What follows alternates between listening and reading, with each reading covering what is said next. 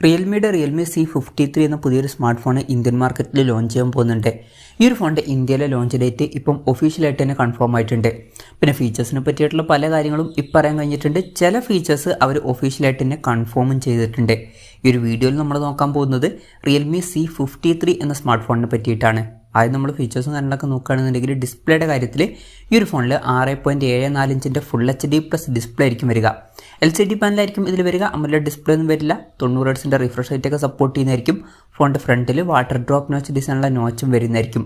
Water drop notch design ആയിരിക്കും വരിക എന്നുള്ള കാര്യം ഒഫീഷ്യലായിട്ട് ഇപ്പോൾ കൺഫേം ആയിട്ടുണ്ട്. ടീസറിൽ അങ്ങനെയാണ് കാണിക്കുന്നത്. പിന്നെ സൈഡ് മൗണ്ടഡ് ഫിംഗർ പ്രിൻറ്റ് സെൻസറൊക്കെ ഈ ഫോണിൽ വരുന്നതായിരിക്കും. ഫോണിൻ്റെ തിക്നെസ് വരിക 7.99 mm ആയിരിക്കും. ഈ ഒരു കാര്യവും ഇപ്പം ഒഫീഷ്യലായിട്ട് കൺഫേം ആയിട്ടുണ്ട്. പ്രോസസ്സറിൻ്റെ കാര്യം പറയുകയാണെന്നുണ്ടെങ്കിൽ unisoc T612 എന്ന പ്രോസസ്സറുമായിട്ടായിരിക്കും ഈ ഫോൺ വരിക. ഇത് ബേസിക് ആയിട്ടുള്ള ഒരു 4G പ്രോസസ്സറാണ്. ബേസിക് ആയിട്ടുള്ള കാര്യങ്ങളൊക്കെ നടന്നു പോവേണ്ടതാണ്.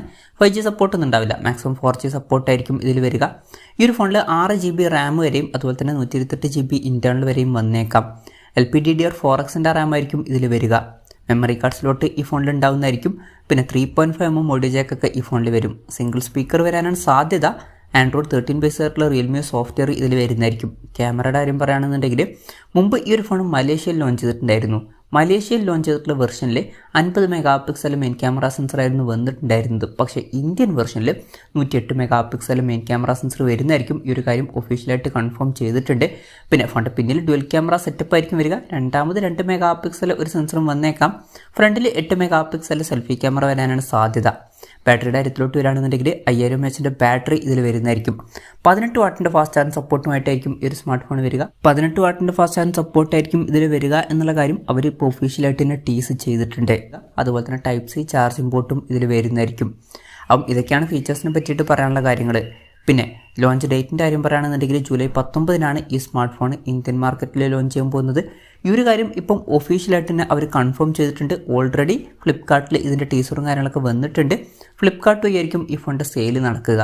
വിലയുടെ കാര്യം പറയുകയാണെന്നുണ്ടെങ്കിൽ അതിനെ പറ്റിയിട്ടുള്ള കൺഫർമേഷൻസ് ഒന്നും ഇപ്പം പുറത്ത് വന്നിട്ടില്ല. എന്നാലും ഈ ഒരു ഫോൺ മലേഷ്യയിൽ മുമ്പ് ലോഞ്ച് ചെയ്തിരുന്നത് 9800 രൂപ പ്രൈസ് റേഞ്ചിലായിട്ടായിരുന്നു.